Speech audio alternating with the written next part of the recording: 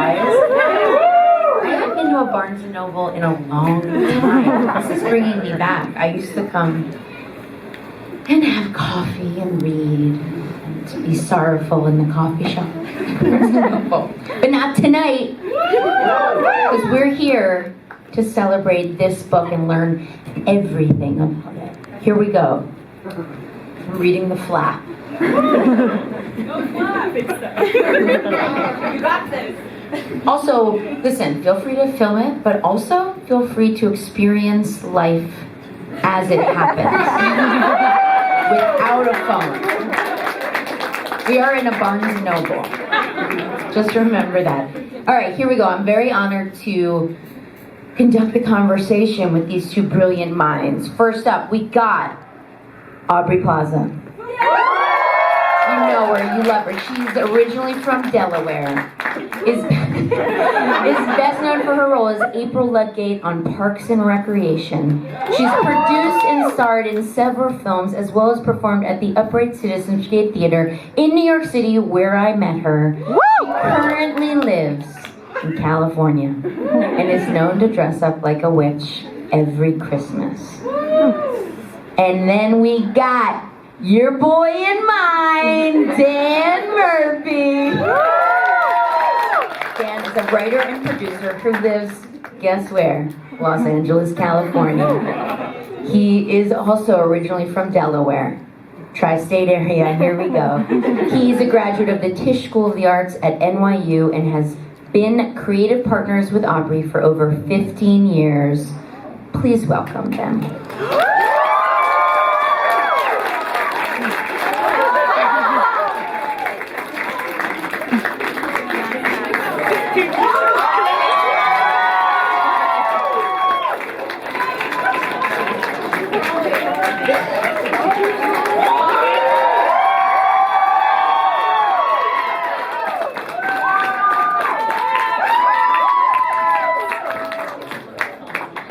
All right, so they're going to do a reading. Yes, you all! And then we'll get into a little Q&A. Here, you can use this mic. Hello. Hello. Aha! The return of the Christmas witch. What an evil thing to write.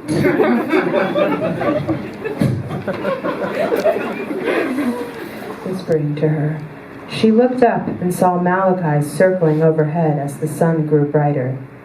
The vision faded away. She awoke, staring up at the sky as little flakes hit her eyes. The ice that had once surrounded her had melted into a pool of slush. She looked around to where her home once stood. Nothing remained now but a mound of snow. How long have I been asleep? She wondered, as she pushed herself up and looked at her reflection in the ice. She was startled. Yes, well, that was just a teaser. That was just a teaser. Okay, quite a cliffhanger there to leave us on. Can tell us a little bit about, this is the return of the Christmas witch. Tell us a little bit about this one, this edition. Sorry, being really intense. Oh, we'll tell you. Well, the first book takes place sort of a long, long time ago, centuries ago. And so at the very end of the book, if you haven't read it yet, the Christmas witch sort of ends up frozen in the ice. But as Aubrey likes to say, not dead, just suspended. Not dead, just Floating. not a lot. Wait, no, she's alive. She's Sorry. alive. She's alive. She's alive. She's alive. So this book sort of picks up in the modern day, or maybe a little bit in the near future, when the ice has been cracking in Antarctica, as it is. And As we all know, it has been she for sort quite of some time now. We know reemerges from why. the ice and doesn't know where she is. or Global where warming. she is. Okay, so basically she wakes up and she, obviously in the last book, if you haven't read it, I'm assuming you all have, because you're all children that are fans of the Christmas Witch. Her brother is Santa Claus, and her brother keeps like abandoning her all the time, and we don't know why. She wakes up on the South Pole, and something seems off, and she finds this warehouse called the Kringle headquarters and finds out that Santa Claus has somehow sold the entire holiday to an evil elf corporation named Kringle, and all they care about is packages. All they care about is presents and packages. And Chris Torn is a Yuletide witch. She cares about the tradition of Christmas. She cares about nature. She can talk to animals. And she gets her powers from the mushroom mycelium network that's underground, and as we all do. And she is on a quest to find her brother and decides, I'm going to stow away on this ship, this Kringle ship, see where these packages are going, and then maybe I can find my brother. And she ends up, in all places, Delaware, the Delaware Bay, which is weirdly where me and Danny grew up. But it just seemed like a natural place for the Christmas witch to end up. She ends up in Delaware, and she's basically trying to understand the modern world. Why did Christmas become just about packages? What happened? People don't even have Christmas trees anymore. They don't even remember what that tradition was. All they care about is the amount of packages they're getting. So, and Santa Claus is nowhere to be found. So she decides that she needs to create some kind of spectacle to get Santa Claus's attention, her brother. So she creates a potion in the marshes of the Delaware Bay, summons a great fog, a thick, dense fog, and then blows it out onto the city, and it seeps out into the state and maybe possibly the whole world, and covers everything in a blanket of fog so that people can't deliver their packages, so that something must be done.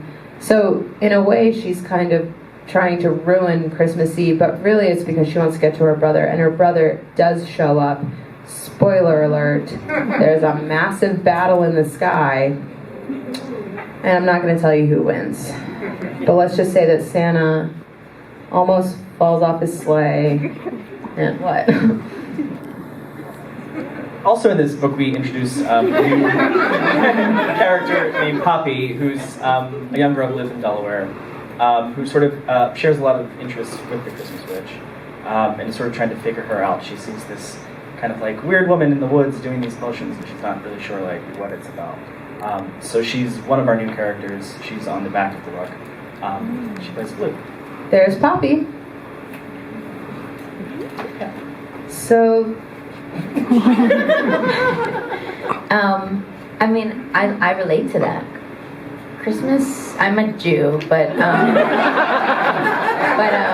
even Hanukkah, I kind of do like a Hanukkah that feels like Christmas, but it does start to feel like it's all about the packages. I really relate to this, and we're marketed all about the packages, you know. But okay, so obviously there's some bigger themes behind this book. But I am curious, I was not at the talkback for the original, the first edition, so maybe you went over this. But I am very curious, you guys have been working together for 15 years. What made you want to do, I mean, I'm going to say it, we're all children, and there are parts of our childhood selves are here, but what made you want to do a children's book? I can call it that? Okay. Yeah, what made you want to what made you want to do that together? It's for all ages. It says age range 5 to 8, reinforced binding, whatever that means. Well, we see this as a book for children, but also a book that parents can enjoy. They can read to their children. The Christmas Witch is not just a book. It's not just a series of books. It's an idea. We wanted to seep into the nightmares of children forever. We want it to become a fixation in the minds of American children and a part of their holiday traditions. And I think one of the reasons why we chose Christmas, we, like all holidays, Hanukkah included, but we both grew up Roman Catholic, so we just have a, what?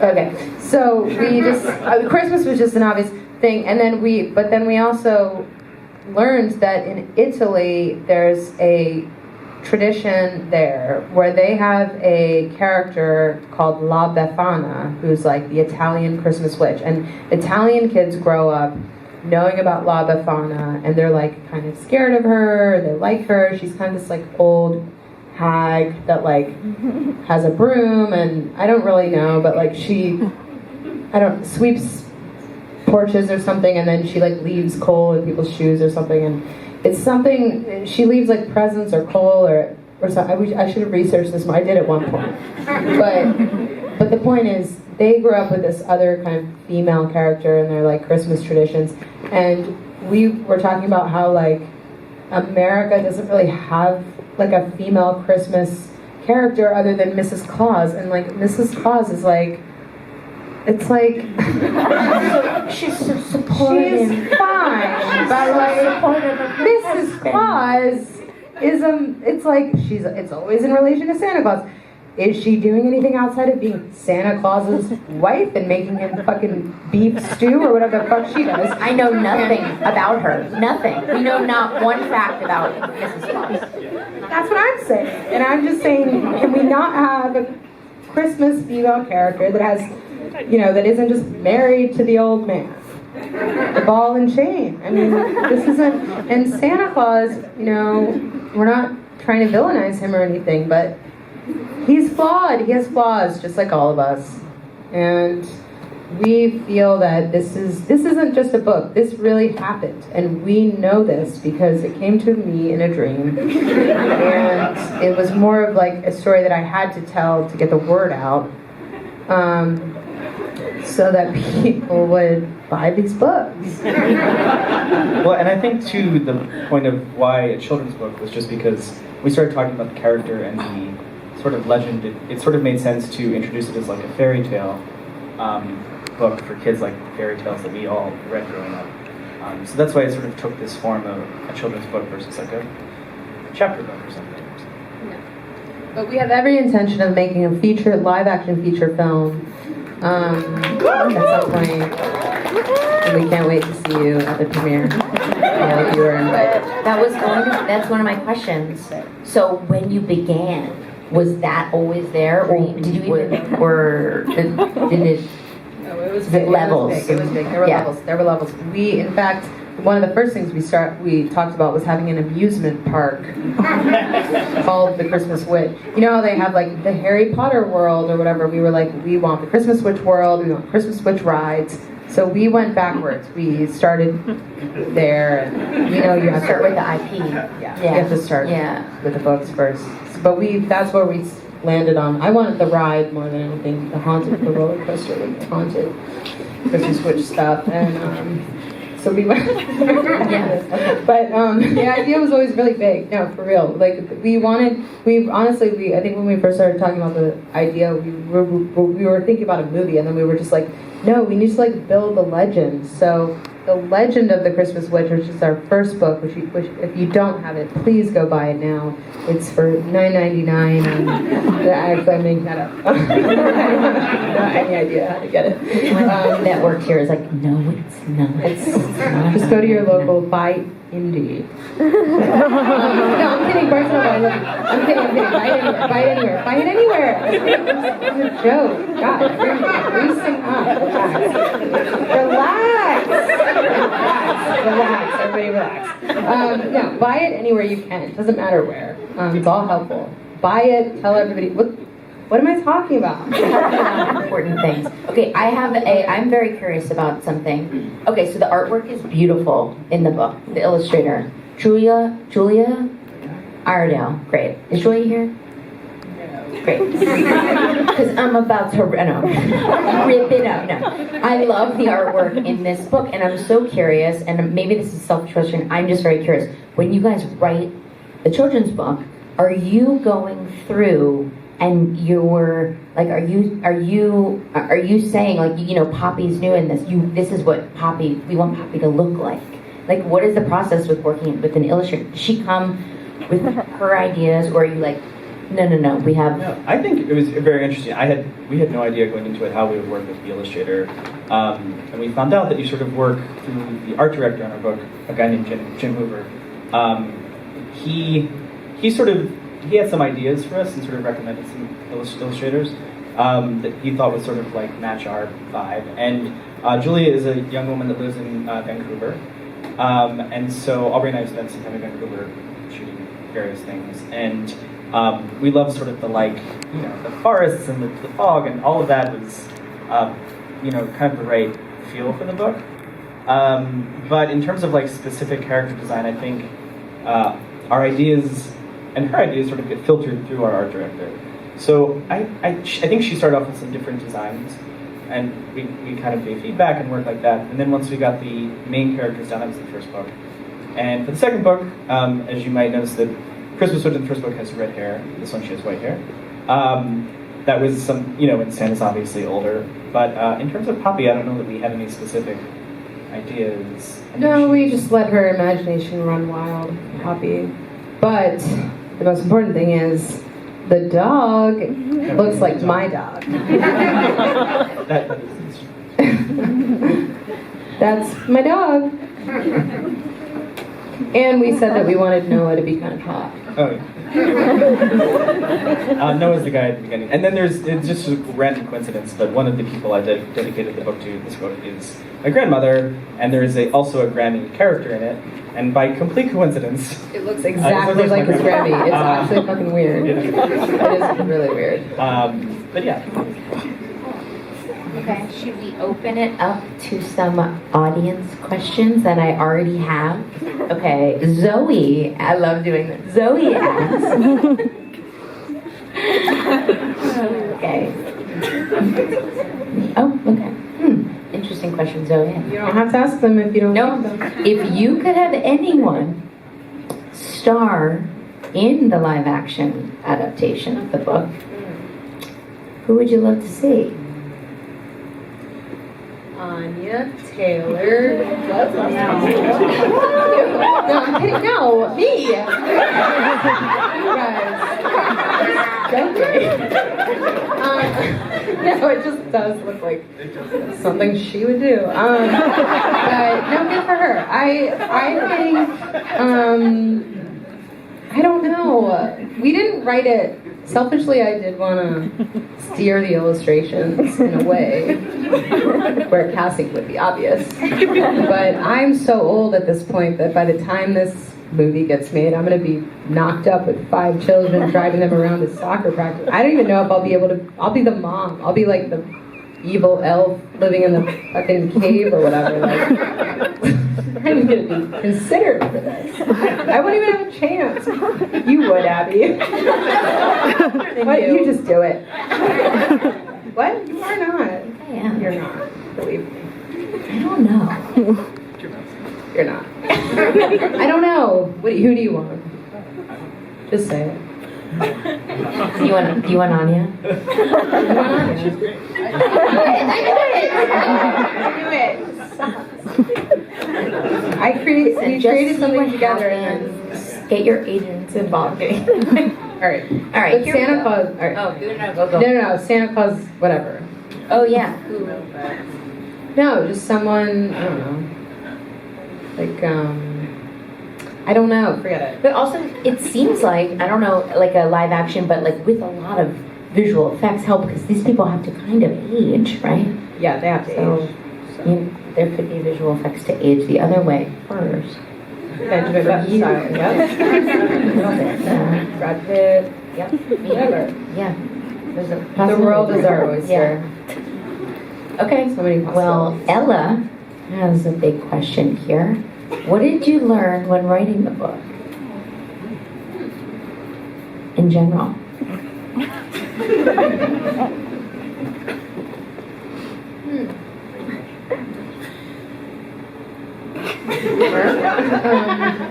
I learned. Interesting question. I learned how to write a book because I never did one before, and it was really hard, honestly. I Because was going to say, I think we've been more used to script writing, which is obviously kind of a different thing altogether. So I think, when we came up with the idea for it, it was just like a one-page description of what the book might be. But then actually getting into how do you tell a story with, I don't know, building action, fleshing out characters, similar to in the script, but I think one of the main things that I learned, especially from the first book, but also in the second book, was like we learned that we're the type of writers that sort of write a lot, and then we have to kind of. It wasn't necessarily hard for us to write to fill the book. We actually had to learn to edit down a little bit to make it a little more concise, especially because for this format, the idea was always that like parents would read the book to children. When they're going to bed at night, but this book is pretty massive, so it's more of a over a couple of nights type of thing. So I think that was something we had to sort of like learn. It wasn't a muscle we used to. And we also learned a lot about mushrooms and how mushrooms are very powerful. They have roots in the ground that are connected to trees, and if the trees need something, they send messages through the mushroom network, and the mushrooms send nutrients to the trees. And we learned a lot about nature. We looked up a lot of animals, and a lot about Scandinavian folklore, which was a big inspiration for the book. A lot of troll lore, and we really did deep dives into trolls, so that's cool. Anonymous wants to know, what's your favorite Christmas candle scent? Oh, let's say it at the same time. 1, 2, 3. Pumpkin spice. What? Like a fur, some kind of fur, like a Douglas fir. Oh, did you say Christmas? I didn't say holiday. Oh, you said holiday. I said nothing. What did you say? I don't think I said a scent. I'm not answering the question. I thought pumpkin spice was obvious. All we Christmas do is buy scent. pumpkin spice. A Christmas candle You're scent. fucking me on this. Christmas candle scent. Oh, you said Christmas? Okay. What was your favorite? You're right. What's your favorite Christmas candle Damn scent? it. Okay. Douglas fir. You're right. Fir. There's no right or wrong. Yeah. No, you're right. A fir. Okay, great. Okay, all right. I don't know what I could go on forever here, but all right, here we go. You don't know either. Were there any books or movies that inspired you during the process of writing this book? I know you just said the troll lore, but Yes, definitely Scandinavian fairy tales, anything illustrated by John Bauer, troll stories, troll folklore, Swedish stories of trolls, Finnish trolls, Danish elves, any kind of weird creatures in the Scandinavian mountains. Well, when I was little, I read an L. Frank Baum book called, I think it's called The Life and Adventures of Santa Claus. It's sort of an origin story Santa Claus book. It's not my favorite book, but it sort of was like, oh, well, they told this story of Santa. So when we were like, how do we tell a story of a different character? I think that was sort of inspiration. Thought, okay, he grew up in this area, but she grew up in the woods in Germany. I think is how our book sort of takes place. So I would say that was, and always an influence for me is Christmas Carol, because it's just a creepy Christmas story, and we really want it to be creepy. Yeah, a little bit of a darker Christmas story. So, yeah. I'm okay. Well, this maybe Aubrey can answer, because you said this wasn't your favorite book, but and another question was, what was your favorite book as a kid? Oh. Okay, I never know how to answer this question because I never had like one favorite, but the one that I always say is The Switching Well, which is a book that I don't think anyone's ever heard of. It was just like one of those books that like some creepy librarian was like, read this! And gave it to me, and I read it like a lot over and over again. Switching Well? Yeah, but don't look it up because it's probably really weird, and I don't want to be embarrassed by what I read and what informed me. It was a chapter book.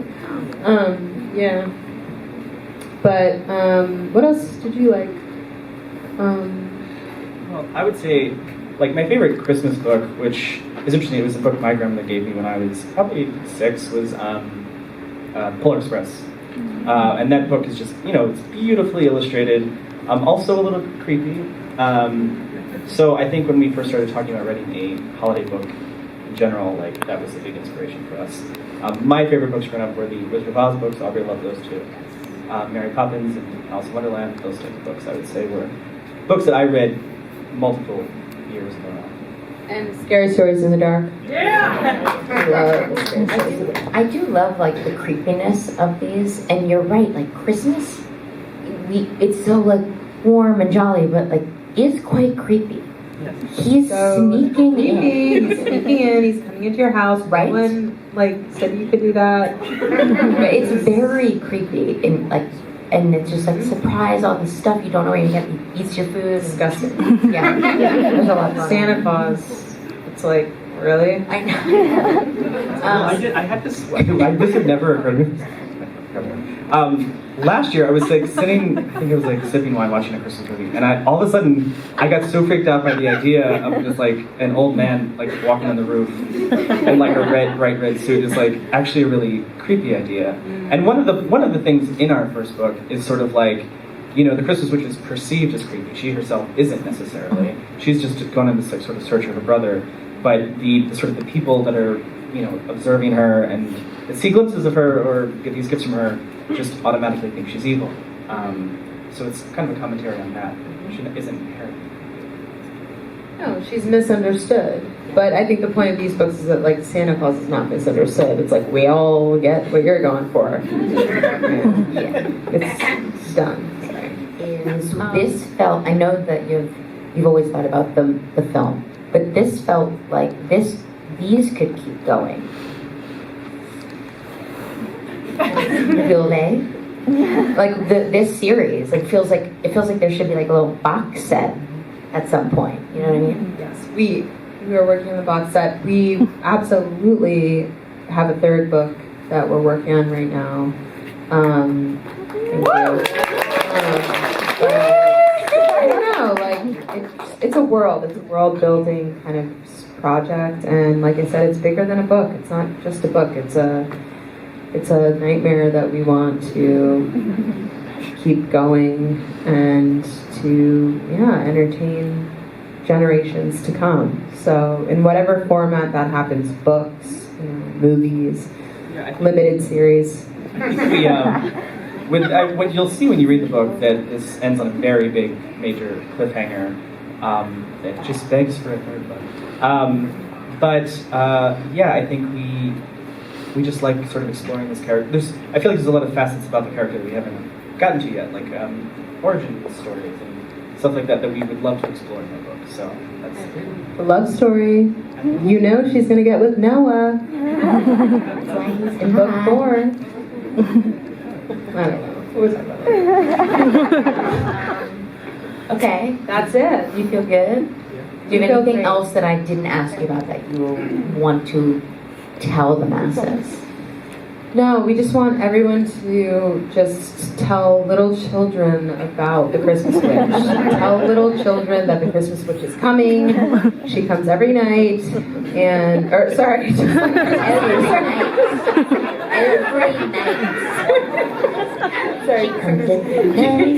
Alright, she comes every night at Christmas Eve, and she leaves little presents. And if you look out your window, you just might get a glimpse of her.